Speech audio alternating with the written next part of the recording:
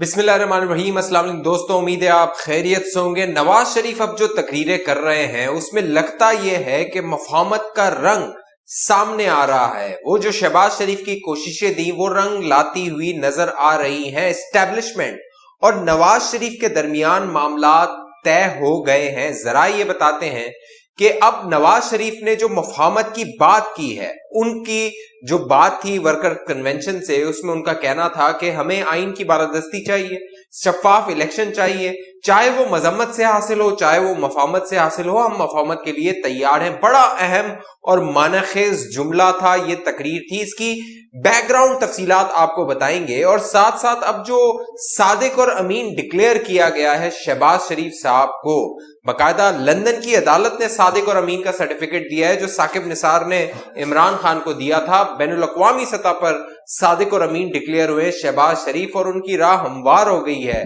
अगले वजीर आजम बनने के लिए। और अमेरिका का जो दबाव है पाकिस्तान पे बढ़ रहा है, इमरान खान हुकूमत पे बढ़ रहा है। अब एक करारदाद पेश की गई है 22 सेनेटर्स की जानिब से अमेरिका के जो ऐवान है उसमें, उसकी क्या तफसील है आप दोस्तों को बताते हैं। जो दोस्त पहली बार हमारे चैनल पे है वो चैनल को सब्सक्राइब कीजिए, वीडियो को शेयर कीजिए, ज्यादा से ज्यादा जो है वो दोस्तों के साथ इसको शेयर कीजिए। दोस्तों मामला ये है कि जो नवाज शरीफ साहब हैं वो एक बयानिया लेकर चल रहे थे, मजहमत का बयानिया, लेकिन जो शहबाज शरीफ थे वो उनको मनाने की कोशिश कर रहे थे, समझाने की कोशिश कर रहे थे कि हमें मजहमत के साथ मफाहमत का जो रास्ता है वो भी अपनाना चाहिए, बातचीत का रास्ता भी अपनाना चाहिए, क्योंकि आप सिर्फ लड़ नहीं सकते, लड़ाई के आखिर में आपको बात ही करनी पड़ती है, तो बात के लिए भी हमें तैयार होना होगा। तो अब वो माहौल बन गया है जिसमें बात की जा सकती है, अपनी बात समझाई जा सकती है, क्योंकि जो ये सिलेक्टेड हुकूमत थी, ये जो निजाम बनाया गया था, अब ये डिलीवर करने में नाकाम हो गया है। और नून लीग को ये रियलाइज हुआ है कि मुल्की जो मसाइल है, बड़े बड़े मसाइल हैं, उनको अगर कोई जमात हल कर सकती है कौमी सतह पे तो वो नून लीग है, क्योंकि पंजाब में उसका वोट बैंक बहुत मजबूत है। इसलिए अब जब नवाज शरीफ साहब ने तकरीर की तो उस तकरीर में उन्होंने कहा कि हमारा मकसद, हमारा जो एम है, जो टारगेट है, वो आइन की बालादस्ती है, शफाफ इलेक्शन है, अवाम का वोट है, उसको इज्जत दिलवाना है, चाहे वो मफाहमत से हासिल हो चाहे वो मजम्मत से हासिल हो, 100 बिस्मिल्लाह दोनों के लिए। अगर हमें अपना जो है वो ये सब चीजें मफाहमत के जरिए से मिलती हैं तो 100 बिस्मिल्लाह, अगर हमें मफाहमत के जरिए से नहीं मज़ामत करके मिलती हैं तो फिर भी 100 बिस्मिल्लाह। तो शहबाज शरीफ साहब को जो एक टास्क मिला था या उनको बताया गया था कि अगर नवाज शरीफ साहब को ये बता दिया जाए, बावर करवा दिया जाए कि हम उनके साथ बात करने को तैयार हैं मुल्की मसाइल पर, क्योंकि आपने देखा है डॉलर जो है वो 200 रुपए तक कहा जा रहा है कि चला जाएगा, पेट्रोल की कीमतें जो है वो 200 तक जा सकती हैं, $90 जो है वो आलमी मंडी है उसमें हो चुका है, स्टॉक मार्केट आपकी क्रैश कर गई है, महंगाई आपकी बुलंद तरीन सतह पर है। तो ये जो मुल्की मसाइल है, जो इस्टेब्लिशमेंट है, उसको भी रियलाइजेशन है, उसको भी इदराक है कि बैनुल अक़वामी सतह पर पाकिस्तान के लिए एक महाज बन रहा है, एक अंदरूनी सतह पर अवाम के लिए मसाइल पैदा हो रहे हैं। तो ये जो दोनों महाज हैं, इससे इस मुल्क को निकालना है, मुल्क के जो मईशत है उसको ट्रैक पे डालना है। और जो नून लीग का दौर था 2013 से 2018 तक, उसमें जो माशी हालात थे वो आहिस्ता आहिस्ता बेहतरी की जानिब जा रहे थे, बैनुल अक़वामी दुनिया उसको मान रही थी। आपके हालात, जो अवाम के हालात थे, आप जाइए सड़कों पे अवाम से पूछिए कि आपके हालात आज से 3 साल पहले बेहतर थे या आज बेहतर हैं, तो वो डेफिनेटली आपको कहेंगे कि 3 साल पहले जो है वो उनके हालात बेहतर थे, उनका अच्छा रोजगार था, महंगाई कम थी, उनके मसाइल कम थे, उनको पेट भर के रोटी मिल रही थी, मामलात बेहतर की जानिब जा रहे थे। लेकिन पिछले 3 साल में ये बर्बादी की जानिब गए हैं। इसीलिए जो शहबाज शरीफ साहब हैं वो अब डिलीवर कर रहे हैं। और नवाज शरीफ साहब ने जो तकरीर की उसमें उन्होंने कंटोनमेंट बोर्ड के इलेक्शंस का जिक्र किया। आपको पता है उसमें पंजाब में क्लीन स्वीप किया है नून लीग ने, और पंजाब वो सूबा है जो हुकूमत बनाता है, विफाक में इस्लामाबाद में हुकूमत बनाता है। तो कंटोनमेंट बोर्ड में पंजाब ने निकलकर नून लीग को वोट दिया और नवाज शरीफ साहब ने कहा अभी और जोर लगाना होगा अगले इंतखाबात के लिए, और जो सीटें हैं وہ نکالنی ہوگی, کیونکہ گجرانوالہ جو تھا ڈویژن, وہاں پر جو ہے وہ نون لیگ کو خاطر خواہ کامیابی حاصل نہیں ہوئی تھی. تو اب شہباز شریف کا جو مفاہمت کا بیانیہ تھا وہ پریویل کرتا ہوا نظر آ رہا ہے نون لیگ میں. اور بات یہ بھی ٹھیک ہے کہ ہر وقت لڑا نہیں جا سکتا, ایک حد تک لڑ کے پھر آپ کو بڑی بڑی جنگوں کا حل جو ہے وہ ٹیبل پہ مذاکرات کے ذریعے نکلتا ہے, تو الٹیمیٹلی آپ کو بات تو کرنی پڑے گی, ایک ڈائیلاگ ریکنسیلیشن کے لیے کرنا پڑے گا.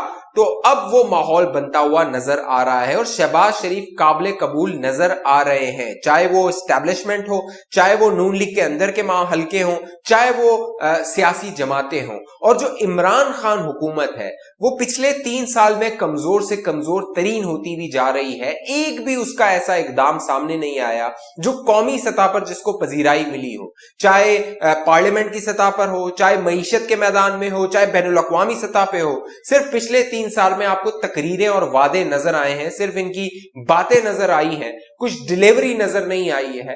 کہا یہ جا رہا ہے کہ مہنگائی جو ہے وہ کم ترین سطح پر ہے, لیکن مہنگائی پہ عمران خان صاحب ہنگامی اجلاس بلا رہے ہوتے ہیں. اگر کم سطح پر ہے تو اجلاس بلانے کی کیا ضرورت ہے؟ ابھی جو وزیر خزانہ ہے وہ ڈالر 200 پہ لے کے جانے والے ہیں, ڈالر 200 پہ چلا جائے گا, پیٹرول آپ کا 200 پہ چلا جائے گا, اور ان وزیر خزانہ کو, شوکت ترین کو, اب یہ سینیٹر بنانے جا رہے ہیں. یعنی عوام پہ جو ظلم کر رہا ہے اسے آپ نواز رہے ہیں. تو یہ اس کی مینٹالٹی ہے اس حکومت کی, یہ اس حکومت کی سوچ ہے جو عوام پر مسلط کی گئی ہے. لیکن اب ان حلقوں کو بھی شاید ریئلائزیشن ہو رہی ہے. تو نون لیگ کے اندر جو مفاہمت کا بیانیہ تھا وہ پریویل کر رہا ہے, اور اس کے نتائج بھی آپ کو آتے ہوئے نظر آ رہے ہیں. کنٹونمنٹ کے انتخابات میں بھی کام کو ووٹ دو, ووٹ کو عزت دو والا معاملہ پیچھے رہ گیا تھا, کام کو ووٹ دو والا معاملہ جو ہے وہ آگے آیا تھا, کیونکہ نون لیگ اپنی پرفارمنس کو سیل کر سکتی ہے. جو اس نے پنجاب میں ڈیلیوری کی تھی وہ عوام کو بتا سکتی ہے کہ آپ کے حالات کیا تھے اور اب کیا ہے. اور اسی طرح خبریں یہ پھیلائی جاتی ہیں کہ حمزہ شہباز اور مریم نواز کے درمیان اختلافات ہیں, شہباز شریف اور نواز شریف کے درمیان اختلافات ہیں. اختلافات کسی کے درمیان نہیں ہیں.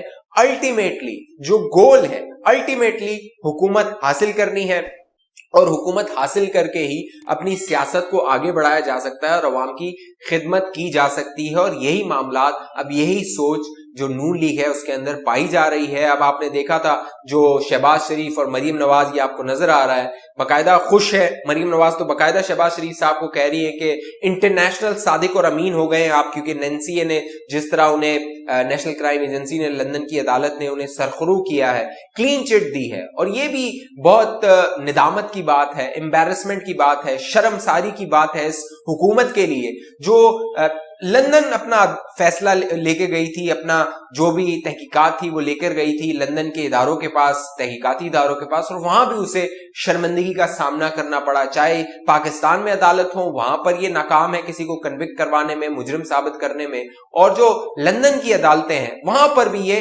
ناکام ہو رہے ہیں. اور جو اسٹیبلشمنٹ ہے وہ بھی دیکھ رہی ہے کہ یہ حکومت احتساب کا نعرہ لگا رہی ہے, لیکن بین الاقوامی سطح پر اسے پشیمانی کا سامنا کرنا پڑ رہا ہے. لیکن اس سارے معاملے میں جو امریکہ سے خبر آئی ہے وہ بہت تشویشناک ہے, بہت سنجیدگی سے اس خبر کو لینا چاہیے. چاہے جو 22 کے قریب ریپبلکن سینیٹرز ہیں, یہ ریپبلکن سینیٹرز وہ ہیں جو ڈونلڈ ٹرمپ کے ساتھ ہوتے تھے, ڈونلڈ ٹرمپ وہ ہیں جنہوں نے طالبان کے ساتھ مذاکرات کیے تھے, بات چیت کیے تھے اور ایک معاہدہ سائن کیا تھا. لیکن اب یہ 22 کے قریب ریپبلکنز ایک بل لے کر گئے ہیں اپنے سینٹ میں, اور کہا یہ گیا ہے کہ افغان طالبان پر اور پاکستانی حکومت پر پابندی لگائی جائے, کیونکہ پاکستانی حکومت پر یہ الزام لگایا جا رہا ہے کہ وہ طالبان کی پشت پناہی کر رہے ہیں, وہ انہیں سپورٹ کر رہے ہیں, لہٰذا ان پر سینکشنز لگائی جائے, ان پر پابندیاں لگائی جائے. اور اگر خدا نہ خواستہ اگر یہ بل منظور ہو جاتا ہے, جس کے امکانات بہت کم ہیں,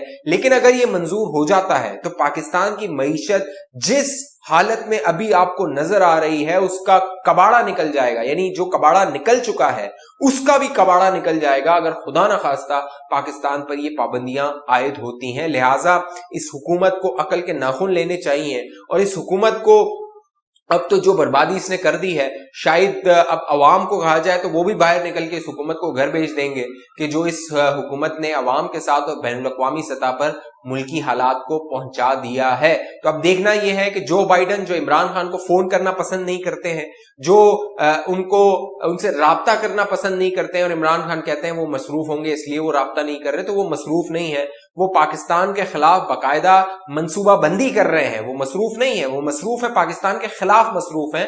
وہ آپ کو ایسا نہیں ہے کہ ان کے پاس ٹائم نہیں ہے آپ کو کال کرنے کے لیے، کیونکہ وہ آپ کو ایک سلیکٹڈ حکومت سمجھتے ہیں، اس حکومت کو، اس نظام کو، وہ اس حکومت کو الیکٹڈ سمجھتے ہی نہیں ہے ڈیموکریٹس کے جو حکمران ہیں امریکہ میں، اس لیے وہ عمران خان سے رابطہ نہیں کرتے ہیں۔ اس حوالے سے آپ دوستوں کی کیا رائے ہے نیچے کامنٹ کیجئے۔